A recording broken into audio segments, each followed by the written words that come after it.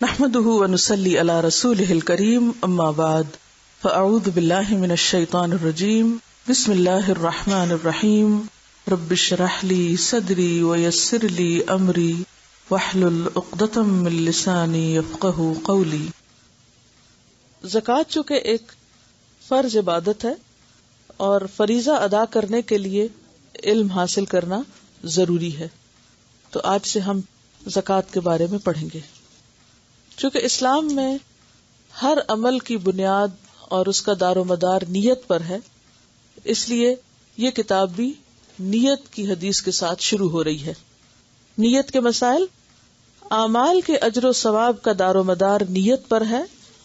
زکوٰۃ ادا کرتے وقت نیت ضروری ہے، یہ بڑی اہم بات ہے۔ کیا؟ زکوٰۃ ادا کرتے وقت نیت کرنا ضروری ہے۔ اگر آپ ویسے ہی صدقہ خیرات کرتے رہیں اور پھر کچھ دنوں کے بعد کہیں کہ میں تو بہت دے چکی ہوں، چلے میری زکوٰۃ بھی ہو گئی، تو اس طرح زکوٰۃ نہیں ہوتی۔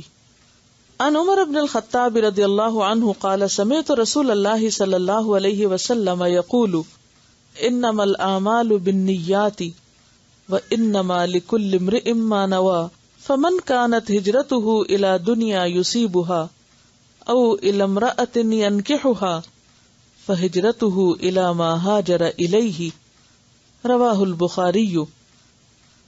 حضرت عمر بن خطاب رضی اللہ عنہ کہتے ہیں، میں نے رسول اللہ صلی اللہ علیہ وسلم کو فرماتے ہوئے سنا ہے کہ اعمال کا دار و مدار نیتوں پر ہے۔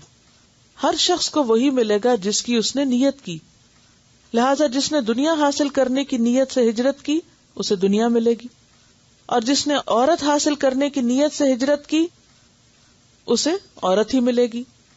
پس مہاجر کی ہجرت اسی چیز کے لیے سمجھی جائے گی جس غرض کے لیے اس نے ہجرت کی۔ اسے بخاری نے روایت کیا ہے۔ دکھاوے کی زکوٰۃ، نماز اور روزہ سب شرک یعنی شرک اصغر ہے، یعنی زکوٰۃ ایک فریضہ ہے، لہذا اس کے دینے میں انسان کے اندر کوئی فخر و غرور یا ریاکاری نہیں ہونی چاہیے۔ عن شداد ابن اوس رضی اللہ عنہ قال سمعت رسول اللہ صلی اللہ علیہ وسلم یقول من صلی یرائی فقد اشرک ومن صام یرائی فقد اشرک ومن تصدق یرائی فقد اشرک، رواہ احمد۔ حضرت شداد بن اوس رضی اللہ عنہ کہتے ہیں، میں نے رسول اللہ صلی اللہ علیہ وسلم کو فرماتے ہوئے سنا ہے، جس نے دکھاوے کی نماز پڑھی اس نے شرک کیا، جس نے دکھاوے کا روزہ رکھا اس نے شرک کیا، جس نے دکھاوے کا صدقہ کیا اس نے شرک کیا، یعنی اس نے اللہ کے ساتھ دوسروں کو بھی اس کام کی خوشی میں شریک کیا کہ اور بھی خوش ہو جائیں۔ اسے احمد نے روایت کیا ہے۔ فرضیت الزکوٰۃ، زکوٰۃ کی فرضیت۔ زکوٰۃ کا ادا کرنا اسلام کے 5 بنیادی فرائض میں سے ایک فرض ہے۔ عن ابن عمر رضی اللہ عنہما قال قال رسول اللہ صلی اللہ علیہ وسلم بنی الاسلام علی 5 شہادت اللہ الہ الا اللہ وان محمد الرسول اللہ واقام الصلاۃ وایتاء الزکاۃ والحج وصوم رمضان، رواہ البخاری۔ حضرت عبداللہ بن عمر رضی اللہ عنہ فرماتے ہیں، رسول اللہ صلی اللہ علیہ وسلم نے فرمایا کہ اسلام کی بنیاد 5 چیزوں پر ہے۔ اس بات کی شہادت دینا کہ اللہ کے سوا کوئی معبود نہیں اور محمد صلی اللہ علیہ وسلم اللہ تعالیٰ کے رسول ہیں، نماز قائم کرنا، زکوٰۃ ادا کرنا، حج کرنا، رمضان المبارک کے روزے رکھنا۔ اسے بخاری نے روایت کیا ہے۔ زکوٰۃ ادا کرنے کے عہد پر رسول اللہ صلی اللہ علیہ وسلم نے بیعت بھی لی۔ قال جریر بن عبداللہ بایعت النبی صلی اللہ علیہ وسلم علی اقام الصلاۃ وایتاء الزکاۃ والنصح لکل مسلم، رواہ البخاری۔ حضرت جریر بن عبداللہ رضی اللہ عنہ کہتے ہیں کہ میں نے نبی اکرم صلی اللہ علیہ وسلم سے نماز قائم کرنے، زکوٰۃ دینے اور ہر مسلمان کی خیرخواہی کرنے پر بیعت کی۔ اسے بخاری نے روایت کیا۔ زکوٰۃ ادا نہ کرنے والوں کے خلاف جہاد کرنا فرض ہے۔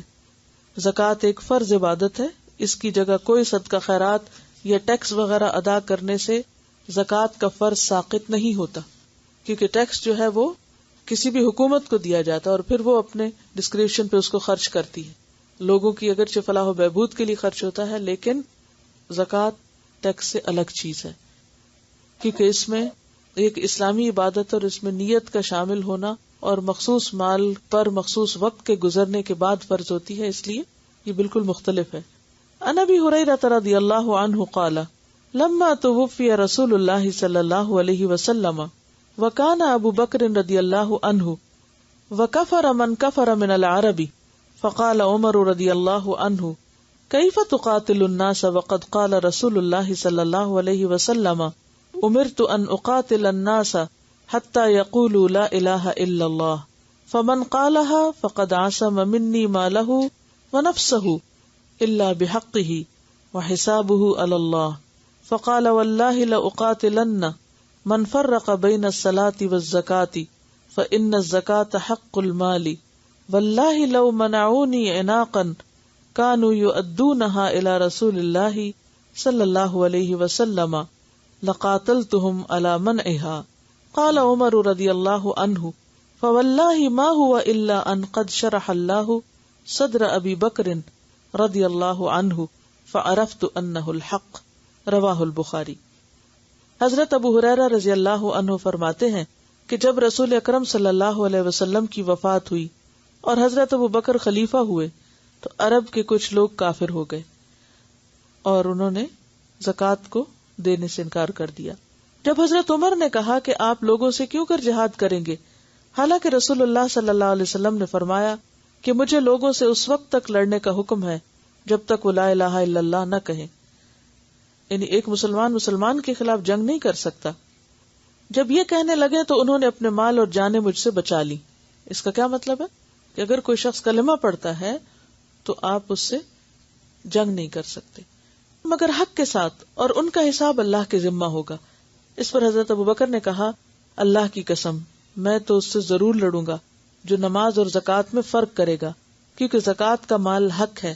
واللہ اگر یہ لوگ ایک بکری کا بچہ بھی جو رسول اللہ صلی اللہ علیہ وسلم کو دیا کرتے تھے مجھے نہ دیں گے تو ان سے ضرور لڑائی کروں گا۔ حضرت عمر نے فرمایا واللہ اللہ تعالیٰ نے ابو بکر کا سینہ کھول دیا اور میں جان گیا کہ حق یہی ہے۔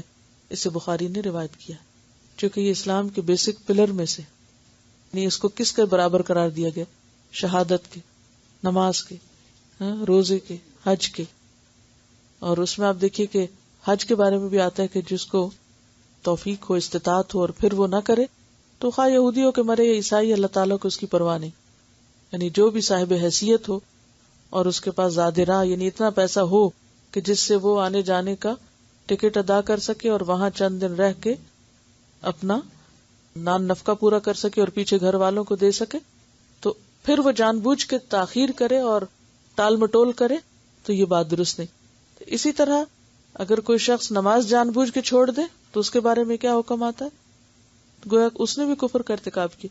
تو یہاں بھی اسی وجہ سے یہ ہے کہ خواہ وہ کلمہ پڑھے لیکن اگر وہ یہ کہے کہ میں نہیں مانتا کہ زکوٰۃ اسلام میں کوئی فریضہ ہے، یا اس فریضے کا انکار کرے۔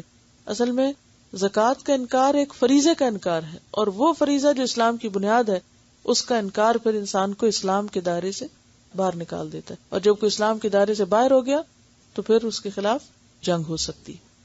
فضل الزکوٰۃ، زکوٰۃ کی فضیلت۔ زکوٰۃ ادا کرنے والا جنتی ہے۔ عن ابی ہریرہ رضی اللہ عنہ ان اعرابیا اتى النبي صلی اللہ علیہ وسلم فقال دلنی علی عمل اذا عملته دخلت الجنہ قال تعبد اللہ لا تشرک به شیئا وتقیم الصلاة المکتوبۃ وتؤدی الزکاة المفروضۃ وتصوم رمضان قال والذی نفسی بیدہ لا ازید علی ھذا فلما ولى قال النبی صلی اللہ علیہ وسلم من سرہ ان ينظر الى رجل من اہل الجنہ فلینظر الى ھذا، رواہ البخاری۔ حضرت ابو ہریرہ رضی اللہ عنہ کہتے ہیں کہ ایک اعرابی نبی اکرم صلی اللہ علیہ وسلم کی خدمت میں حاضر ہوا اور عرض کیا مجھے ایسا عمل بتائیے جسے کرنے سے میں جنت میں داخل ہو جاؤں۔ آپ نے فرمایا اللہ تعالیٰ کی عبادت کرو، اس کے ساتھ کسی کو شریک نہ کرو، نماز قائم کرو یعنی فریضہ، صلاۃ المکتوبہ، فرض زکوٰۃ ادا کرو، اور رمضان المبارک کے روزے رکھو۔ اس نے کہا اللہ کی قسم میں اس سے زیادہ کچھ نہ کروں گا۔ جب وہ آدمی واپس ہوا تو آپ نے فرمایا جسے جنتی آدمی دیکھنا پسند ہو وہ اسے دیکھ لے۔ اب اس میں آپ دیکھیے کہ حج کا ذکر نہیں، لیکن ہو سکتا ہے کہ جب یہ بات ہوئی ہو اس وقت حج ابھی فرض نہ ہوا ہو، یا یہ کہ اس شخص کی نسبت سے اس پر فرض نہ ہو۔ زکوٰۃ ادا کرنے والے کے ایمان کی گواہی رسول اللہ صلی اللہ علیہ وسلم نے دی ہے۔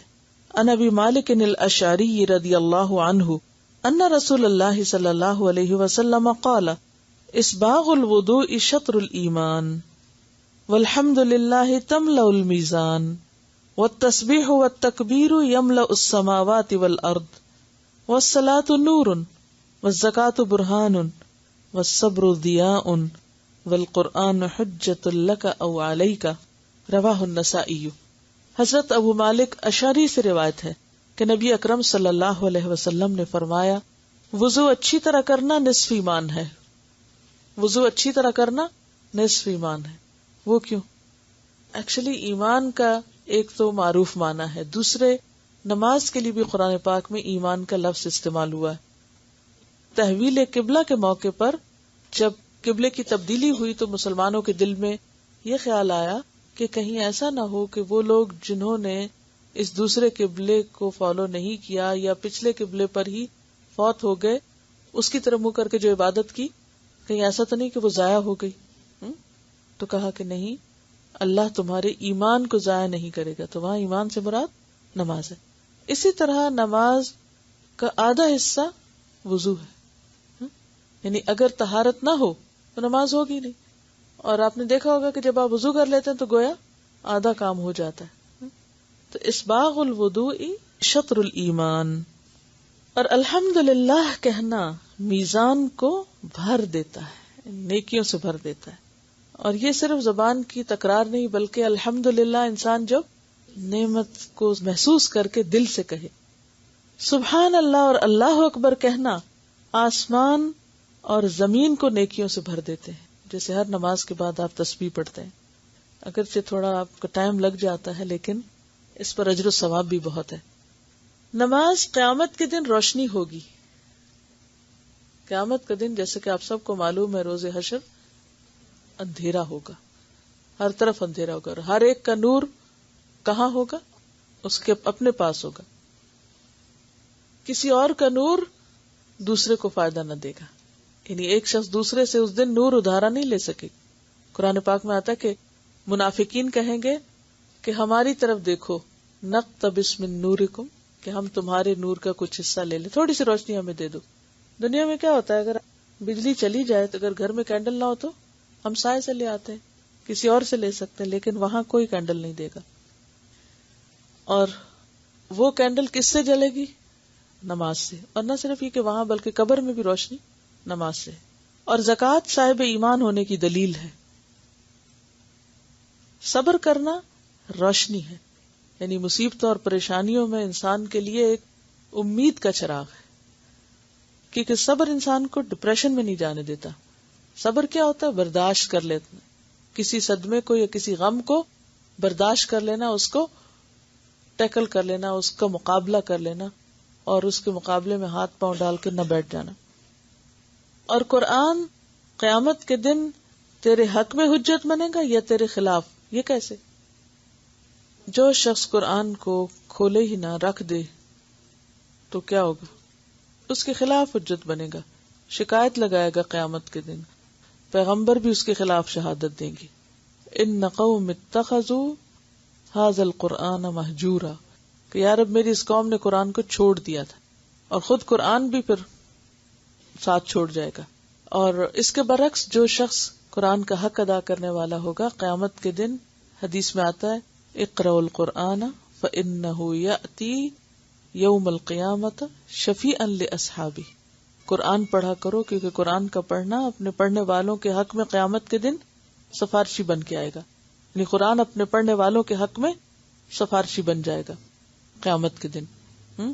روزہ اور قرآن دونوں ہی قیامت کے دن جھگڑیں گے انسان کے حق میں۔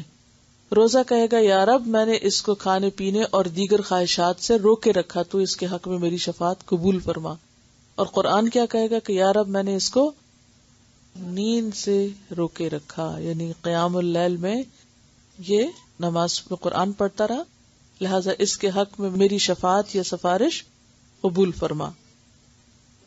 قرآن کا پڑھنا، ٹھیک ہے، تو خالی قرات بھی انسان کے حق میں جائے گی، اور اسی طرح نماز میں خاص طور پہ پڑھنا. لیکن چونکہ قرآن صرف پڑھنے کے لیے نہیں آیا، بلکہ پڑھنے کا مقصد کیا ہے، سمجھنا اور عمل کرنا، تو وہ اگر انسان اس کو پڑھ لیتا ہے اور صرف پڑھتا رہتا ہے اور اس سے آگے نہیں جاتا، سمجھتا نہیں ہے، تو بھی وہ اس کے لیے مشکل ہے، کیونکہ ذالک الکتاب لا ریب فیہ ھدی للمتقین ہے. اور پھر اس کے بعد اگلا سٹیپ اس پر عمل کرنا، اور پھر پڑھ کے اس کو یاد رکھنا، اس کو بھلا نہ دینا. ان خالد بن اسلم قال خرجنا مع عبد الله بن عمر رضی اللہ عنہما فقال اعرابی اخبرنی عن قول اللہ والذین یکنزون الذهب والفضة ولا ينفقونها في سبيل الله قال ابن عمر رضی اللہ عنہما من کنزها فلم يؤد زکاتها فویل له انما كان هذا قبل ان تنزل الزکاة فلما انزلت جعلها اللہ طہرا للاموال. رواہ البخاری.